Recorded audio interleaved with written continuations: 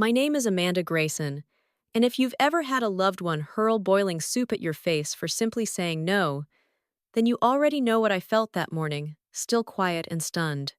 It happened in the house I helped pay for standing in the kitchen I'd once dreamed of remodeling. But that morning there was no dream, just steam rising from a forgotten pot and a silence so sharp it could cut skin. My mother, Lorraine, stood across from me with a spoon in one hand and betrayal in her eyes. She wasn't asking anymore. She was telling me give the car to her stepdaughter Rachel and hand over my credit card. She's family too, she said. Like that erased everything I'd done to keep this place standing. Like blood and memory could be substituted by manipulation and entitlement.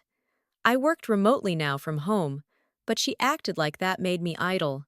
You don't even drive during the week, she added, as if that made the car hers to give away.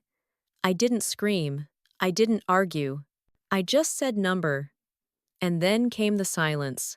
The kind of silence that brews just before something breaks. That's when Lorraine picked up the pot. The one with last night's soup, chicken, and wild rice, her favorite. She didn't warn me. She didn't even hesitate. She just launched it at me. A scalding arc of betrayal. It hit my left cheek, soaked my blouse, and seared my shoulder. But what burned most wasn't the heat, it was the knowledge. My mother had chosen Rachel over me. And she didn't even wait for Rachel to arrive to make it clear. I didn't cry. I didn't even flinch. I stood there dripping, burned but straight. I looked her in the eye and saw no apology, no flicker of guilt. Just cold rage. The kind that grows when someone finally realizes they can't control you anymore. I turned off the stove. Quietly, I walked upstairs. Every step echoed through the house. I helped fund the floors I once danced on as a kid. I took the smallest overnight bag I owned and packed what was truly mine, a pair of jeans, 2 sweaters, my laptop. And then I reached for the bottom drawer. Tucked under old birthday cards and one faded concert ticket was the cloth napkin my father embroidered when I turned 16. He passed away 6 years ago, but that napkin, it read, in his careful script, I see you. I folded it. No yelling, no note, no goodbye. Downstairs, I heard the garage groan open. Rachel had arrived. Timing perfect, almost like it was planned. I didn't stop to hear her ask in that syrupy voice, "Oh no, what happened here?" I walked out. Lorraine didn't follow. Maybe she thought shame would pull me back like it always had. But shame had packed its bag that morning. The wind outside was sharp, but it felt clean. I got into my car, and I drove. I didn't know where. Just anywhere that wasn't there. I drove past familiar intersections that suddenly felt foreign. The silence in the car was louder than any argument we could have had. No radio, no engine hum. Just the echo of Lorraine's voice in my head. Give her all your things or get out. The words didn't tremble anymore. They sat steady in my gut. I didn't feel tears coming. I felt emptiness, and it was relieving. An hour later, I parked outside a strip mall cafe that served bad coffee and had the decency to leave people alone. I didn't go inside. I stared at my reflection in the rearview mirror. The soup had dried on my collar. My face was still pink from the heat, but my eyes, they were clearer than they'd been in years. How did I become the outsider in my own life? The last time I felt like that, I was stocking shelves in our family's grocery store, 3 weeks earlier. It was a Thursday. I was elbow deep in a display of canned yams when I heard heels clicking on tile heels too high, laugh too loud. Rachel. She strutted down the main aisle in a white blouse and a clipboard. And behind her, Lorraine, beaming like she was watching her daughter win prom queen.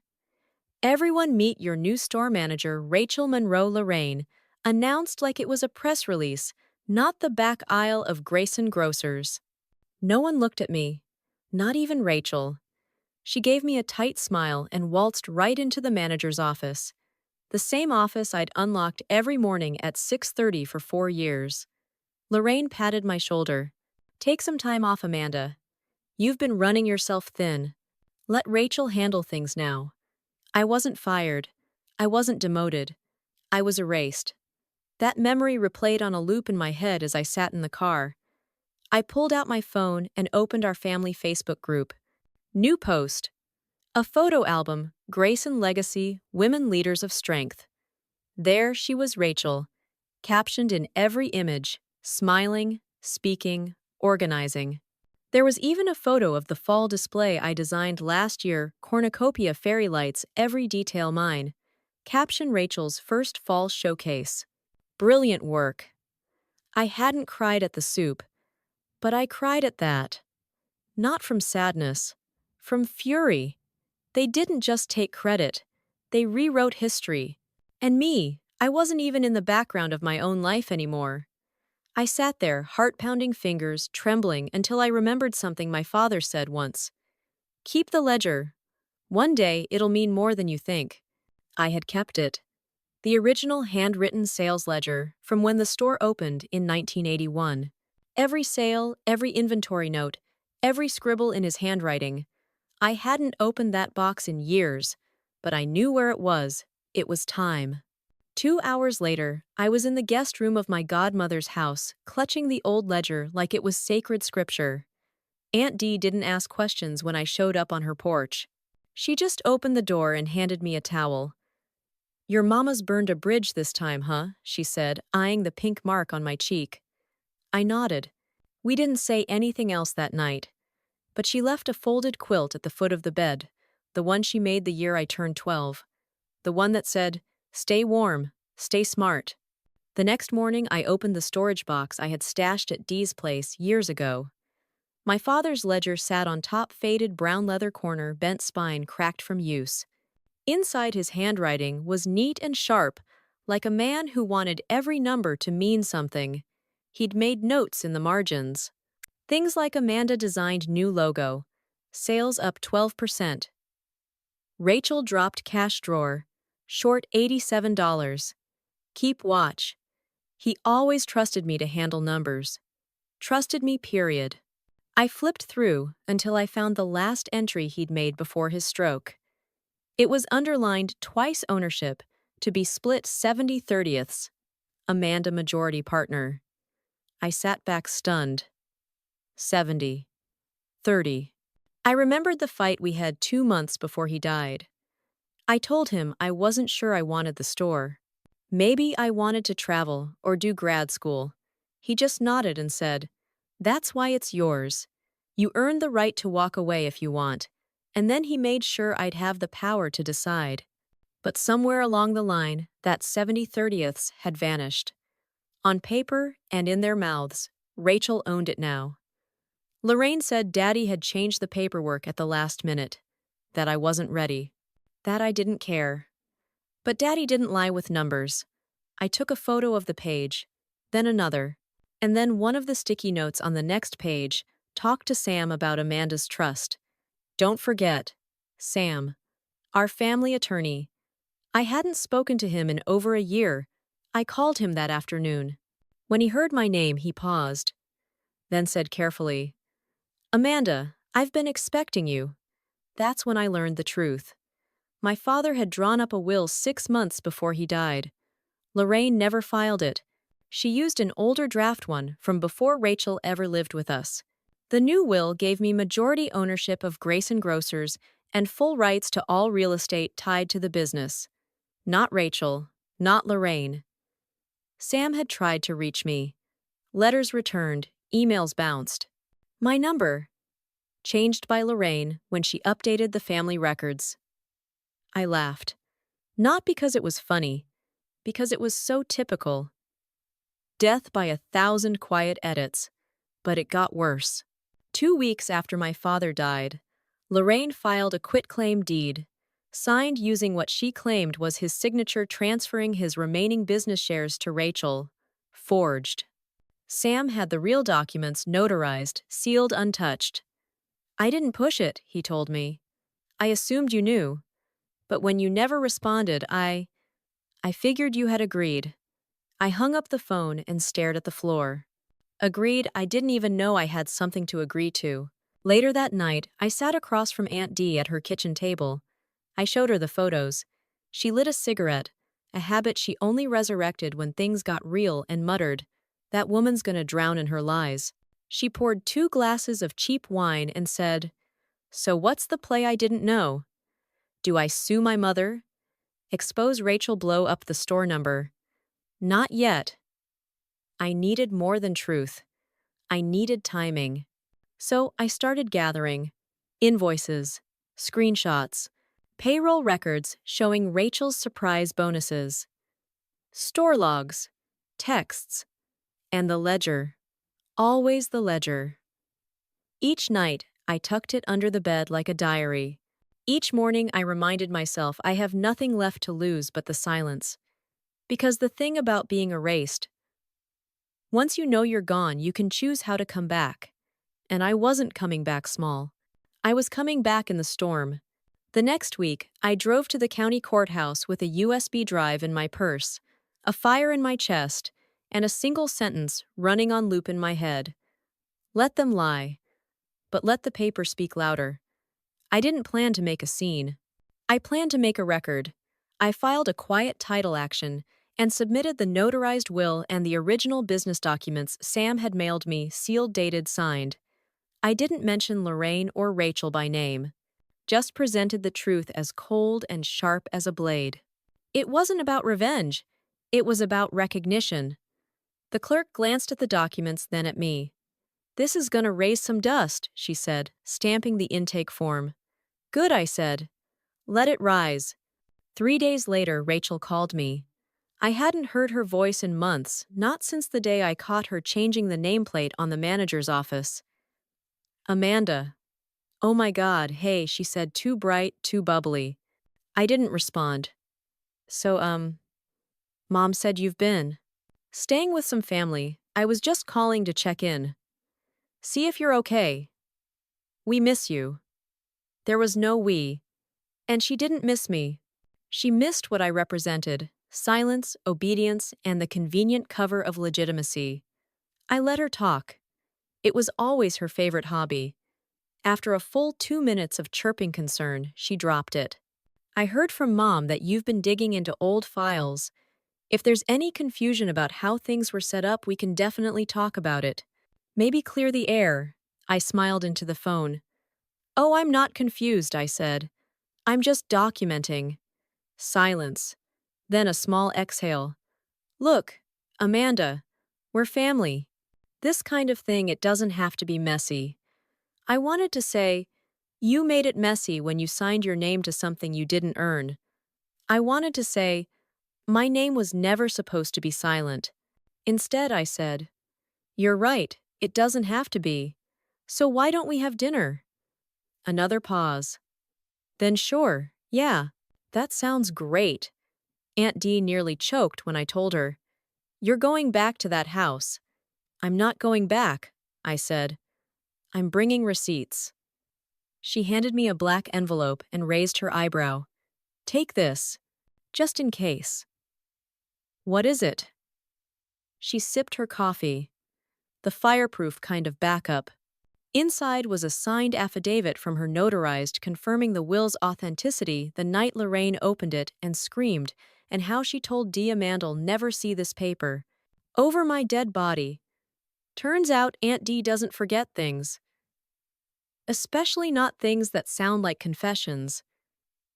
The night of the dinner, I wore black. Not because I was mourning, because I wanted to look like closure. Rachel greeted me at the door in pearls and lipstick. Lorraine stood behind her wine, already in hand.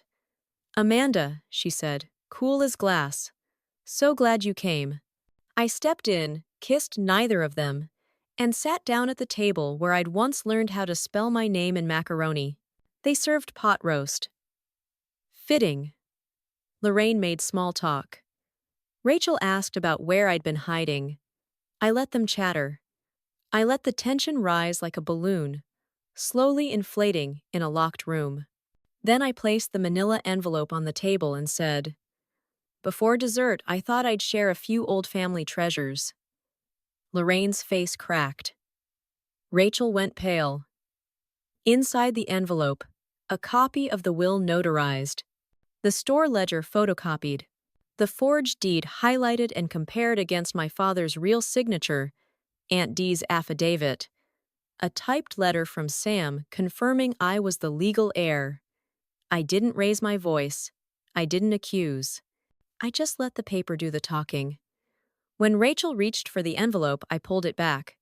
"This stays with me," I said, "but you've now been officially informed. Which means if you continue to use the Grayson name to conduct business without me, you're liable." Lorraine slammed her wine glass down.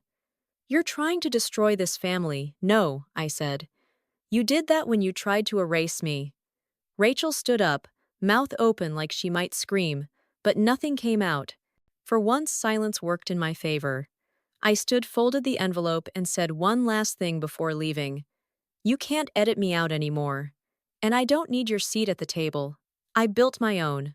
As I walked out of the house for the last time, I felt no sadness, no triumph, just certainty. It was never about being right. It was about being seen. And finally, I was. By the following week, word had spread. Not because I posted anything, not because I told anyone, but because Rachel did. She'd called our cousin Kira in tears, sobbing about betrayal and legal ambush and how I was tearing apart the business out of jealousy. Kira, who once saw me mop the store floors at midnight while Rachel took Instagram selfies on the produce crates, didn't buy it. "Amanda," she said on the phone, "don't flinch. She's playing the victim because it's easier than admitting she was the thief." By Thursday, I had 3 voicemails from former employees, people Rachel had fired without notice, people I'd trained, people who remembered. One of them, Malik, said something that stuck with me. "It was always your store." We all knew. We just didn't say it loud enough. It's strange the way a lie can reshape a legacy. How easily silence can become complicity. So I stopped being silent. The next day, I called the bank that managed our business accounts, asked them to freeze all transactions pending a dispute of ownership. They obliged once I sent them the notarized will and the updated legal claim filed through the court. Rachel's card bounced within hours. By Friday afternoon, she showed up at Aunt Dee's house. She didn't knock. She banged. "I just want to talk," she said, voice cracking as I opened the door. "You're not supposed to be here," I said, stepping outside, arms crossed. "I didn't know about the real will," she insisted. "I swear I thought Mom handled everything. I thought you just walked away. You didn't think I said. You just accepted the benefits." Her eyes filled wide and shimmering like the performance she hoped I'd fall for. But I wasn't the girl who once apologized when Rachel crashed my birthday and opened all my gifts. I wasn't that girl anymore. "You could have asked," I said. "You could have told the truth when it counted." Her voice dropped. "I didn't want to lose everything." I sighed. "Then you shouldn't have taken what wasn't yours." She stood there silent until she finally muttered, "So what now? Are you going to destroy us?" "No," I said. "I'm going to restore myself." That night, I sat at Aunt Dee's kitchen table, the new war room with a fresh pot of coffee, my laptop, and the ledger. I wrote a letter to the employees. Then one of the vendors. Then the press release. Not petty, not vindictive, just facts. Effective immediately, Amanda Grayson is reassuming majority ownership and operational control of Grayson Grocers per the original will and verified legal filings. Any business conducted under the previous name, or with prior representatives without Amanda Grayson's signature, should be considered invalid, signed, sealed, factual. I didn't hide anymore.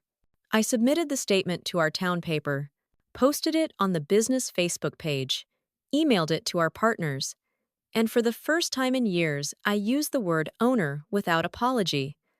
The next morning, Lorraine sent me a text. Just 3 words, "You win." Fine. No apology. No explanation.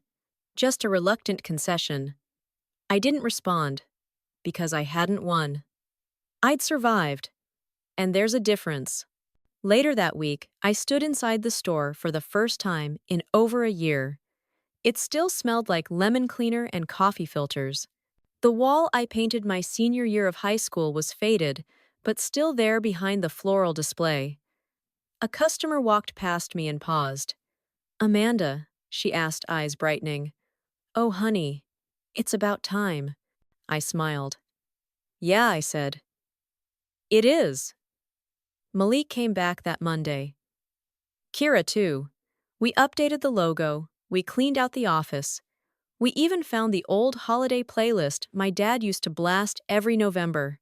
I didn't take the manager's office. I let Malik have it. I didn't need a title. I had my name back. And soon I had something else, too. A letter from a nonprofit legal group asking if I'd consider sharing my story. Stories like mine, quiet daughters erased by louder entitled shadows, were far more common than I knew. I said yes. Because if even one woman reads it and finds her ledger, her proof, her truth, then everything I went through won't just be survival, it'll be service. And that, I realized, was the real win. The article ran in the paper under a headline I didn't write: "The Daughter They Tried to Erase." At first I cringed. It felt dramatic, like something out of a Netflix miniseries. But then I read the first few comments. My aunt took everything my mother left me. I thought no one would believe me. This story, it's mine too. Just different names. Thank you for speaking out. It kept coming. Emails, messages. Women from all over the country, some who'd lost homes, inheritances, careers. Some who were still sitting at dinner tables where every bite was seasoned with silence. And all of them had the same question: how did you know when it was time to fight back? Truth is, I didn't know. Not when the soup hit. Not when Rachel took the office. Not even when I found the ledger. I didn't feel brave. I felt backed into a corner. But corners, I learned, are good places to push off from. A month passed. Then two. The court ruled in my favor officially and irrevocably. Ownership restored. Signature authority reinstated. Lorraine didn't even show up. Rachel moved to another town allegedly to start fresh. The store? It stayed open. It even started to thrive. We rebranded not just the logo, but the culture. The new mission statement posted above the checkout lanes read, "Built on work. Run with truth. Led by those who remember." Because memory was the muscle they'd tried to cut from me. But I kept it. Every receipt, every note, every lesson. And now I made it public. One evening, just before close, a young woman came in, nervous, clutching a folder. She said her name was Jamie, that she'd seen the article, that her stepfather had taken her name off a business she helped build, that her mother said, "You're overreacting," that her brother told her, "It's family, just let it go." She asked, "Am I crazy for not wanting to?" I looked her straight in the eyes and said, "You're not crazy, you're just awake." We sat in the back office for an hour, reviewing her documents. I highlighted key points. I shared the name of the lawyer who'd helped me. I told her what Aunt Dee told me. "Keep the paper. It's the proof they fear." She hugged me when she left. That night, I updated the store's website. I added a tab, "Resources for Women in Family Business Disputes." I linked legal clinics, free document prep tools, articles about inheritance fraud, a contact form, and at the bottom, a simple sentence: "You are not difficult. You are defending something sacred." I didn't need applause. I needed impact. But one Friday morning, a letter arrived, real paper, not email. Inside was a photo, a ledger handwritten from 1962. The ink was faded, but the meaning was clear. My grandmother kept this even after they tried to kick her out of the shop. She said it made her feel real again. Now it's mine. And now I know why she held on. No signature, just a note at the bottom. "Thank you for waking us up." I sat at the counter that afternoon, ledger in my lap, store humming softly around me. And I realized this was never just about me. It was about every daughter told she's too emotional. Every woman was told to be quiet for the sake of peace. Every rightful heir shamed into surrender. But I didn't surrender. I remembered. I stood up. I kept the record. And in doing so, I lit a signal fire others could see. Let the liars hide in their fog. I'll keep writing in ink, because history only belongs to those who claim it. And I just did. When Amanda refuses to give her mother Lorraine control of her finances and vehicle, she's kicked out of the house and cut off from the family business she helped build. Humiliated and bruised both physically and emotionally, she finds refuge at her godmother Aunt Dee's house. There, Amanda uncovers an old ledger from her late father, detailing her true role in the business, and a will granting her majority ownership. That will was never filed. Instead, Lorraine and Amanda's manipulative stepsister Rachel forged documents to seize control of the company. Amanda quietly gathers evidence, forged signatures, payroll records, notarized documents, all pointing to years of lies and theft. With the help of the family lawyer, she files a legal claim and begins to methodically reclaim what's hers. At a tense family dinner, Amanda confronts her mother and stepsister, presenting the real documents and calling their bluff. Their silence confirms what she's known all along. They tried to erase her, not because she was weak, but because she was essential. As legal rulings return in her favor, Amanda reclaims her rightful position not just in the store, but in her narrative. She revitalizes the business, brings back former employees, and starts mentoring other women who've been similarly cut out or manipulated. Her story spreads, inspiring others to speak up, document their truth, and demand justice. In the end, Amanda realizes her battle was never just personal, it was generational. By keeping the records refusing to be erased and helping others do the same, she transforms her survival into something bigger, a legacy of resistance, truth, and leadership. It's not about revenge, it's about remembering and being remembered.